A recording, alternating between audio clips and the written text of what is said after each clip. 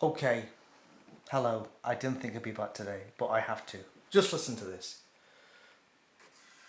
Furthermore, as time has passed, we have noted that in many lands it is acceptable for men who hold responsible positions in business and government to wear beards.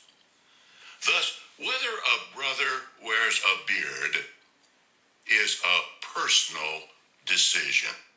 Okay. Okay. Oh wow. And I thought that we're finished with surprises. I thought we were finished with surprises from let's get Santa in. I thought we were finished with surprises from the witnesses. I thought after the changes in that you've still got a chance to survive when the Great Tribulation stops to come back, and of course you don't have to count your time anymore. I thought that was the end of the surprises, but and I saw a couple of things coming on Twitter about beards today, and I just thought, well, they're never going to change that one. They're never going to change that one. Well, they have. They've changed that one, and I am stunned. I can remember all growing up as a witness, having a beard was a no-no. I remember when I was in Wallasey, there was a guy who had a beard, and he never got anywhere, and it was said he can't get anywhere while he wears a beard, because if he went chapping doors in wherever it was in Wallasey, people would think he was a communist, which is obvious because obviously everybody that was one of the signs that if you're a communist in Wallasey you had a beard, absolutely obvious. And so it went down, just like it just went through from like congregation to congregation, circuit to circuit, district to district, country to country. You weren't allowed to have a beard. And that occurred in all the other congregations I went in Ellesmere Port and in Ayr. Nobody had a beard. You could be an exemplary brother, fantastic father, exemplary children and wife, pioneer, put in the hours, be the perfect Christian brother. But if you had a beard, there's no way that you could advance in the congregation. You couldn't be a servant. You couldn't be an elder. Well, that was just it, because you were growing a beard. And I remember in Rutherglen, I went away on holiday and came back and decided to grow a beard.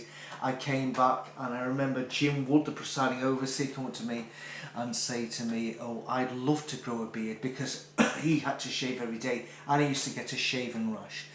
And he couldn't, even though he had always had this red bit on his face because he shaves, because it was because obviously shaving for a man is a unnatural thing. He couldn't have a beard. I got away with it because I was already appointed as a servant, I think it was, and I went away and grew a beard on holiday and came back, so we didn't get through that scruffy stage of growing a beard.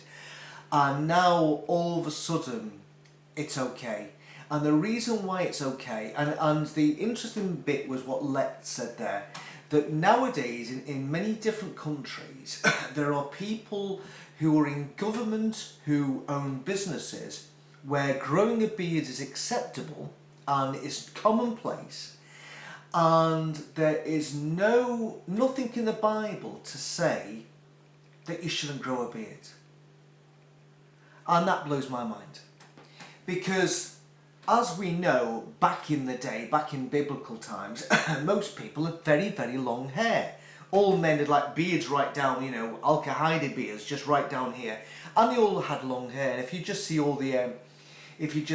most of the, even if you look in the Bible book of stories or the Bible Stuck of Bories, as I called it, and all the rest of them, every biblical character, although they tried to shorten Jesus' hair, and if they could get away with it, they all had long hair. So basically, what the society is saying is here, is if the world, Satan's world, says something is now acceptable and okay, and there's nothing in the Bible that says you can't do it, well then you can do it.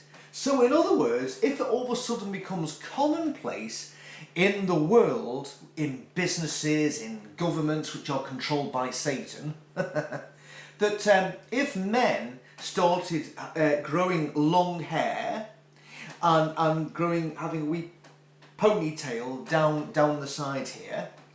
And of course, there is nothing in the Bible in relation to growing hair. In fact, that they did all have long hair.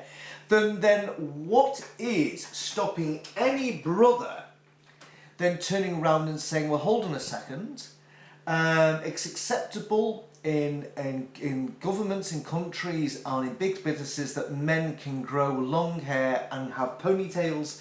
We know in the Bible that it doesn't condemn long hair in the Bible if you're a man, and therefore I want to grow a ponytail. What is it? What's going to happen next? Where do you, and I'm just literally thinking out the box right now about growing hair because I'm thinking about facial hair. What's the next thing? What happens if within big businesses that and in governments that all of a sudden it becomes popular for men to wear lipstick and paint their fingernails? Because I'm sure it's not condemned in the Bible, or eyeliner. I'm sure I'm sure the Egyptians had eyeliner. And where do you stop this? All of a sudden you get brothers going up, eyeliner on, lipstick on, the hair in ponytails, because they can say, well, hold on a second, it's not in the Bible. The Bible doesn't condemn this, and yet look at Satan's world. Look at Satan's business world. Look at Satan's government which he controls. There are there's people, the head of this country. He wears makeup. He's got a ponytail. He wears all his fingernails are all painted. It's I don't know.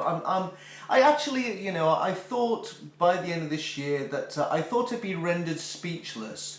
By the other things I mentioned in relation to being able to you can survive the Great Tribulation, you don't have to report your hours anymore. But this turn round to actually hear a governing body member saying that it's not in the Bible, so we can't condemn it, is just it blows my mind. Because there are so many things that we all know that aren't in the Bible, that aren't condemned. For instance, birthdays, Birthdays, it's not condemned in the Bible, but we do know the only two instances where birthdays were done, horrible things happen, but it isn't condemned in the Bible. And I'm pretty sure that owners of big businesses and people in governments celebrate birthdays. So if the Bible doesn't condemn birthdays, why aren't Jehovah's Witnesses now allowed to celebrate birthdays using the example of Satan's world of big business owners and men in governments? And we could go on and on and on like that now, just looking at things where the witnesses have gone beyond the things that are written. It's not in the Bible, and yet within the world it's perfectly acceptable, and that's where we are now. Apparently now we're not standing separate if you're a witness with the world, you're just aligning yourself to the world, to what's acceptable in the world, and as long as the Bible directly does not condemn it, it's acceptable. Wow. Who would have thought that? Who would have thought as we approach, 2023, that we get this. It's definitely an early Christmas present for all the brothers out there who've literally wanted to grow a beard for years. And they must be thinking to themselves, that I've been putting up, like Jim Wood must be maybe thinking to himself that I've been having had a rash around my face for years, and all the brothers who had really bad acne, and every time they cut themselves they'd be bleeding. All the brothers who got scarring from bad acne when they were younger, and they see lots of other people growing beards to hide that fat, because of course women usually pile on the makeup, but obviously brothers can't do that. The only way they can change their appearance is by growing a beard, facial hair. And now all of a sudden they've been told for years and years and years that they couldn't because it was against Bible principles, but now all of a sudden they've been told yes you can, and you can even you might even be a governing body member with a beard. How must they be thinking? Because as we know, it can't be a case of that all of a sudden beards have had a comeback. Beards have been grown for years and years and years and years. years and years and years, people continually grown beards. Grown beards have never ever gone out of fashion at any time. It's all of a sudden now to just say, oh well, 2023, we're noticing a few people are growing beards. Utter complete bollocks. Anyway, I'm shocked and stunned. Anyway, you can be shocked and stunned too if you didn't know and you've just read that. Wowee. Amazing. Right, I'm off.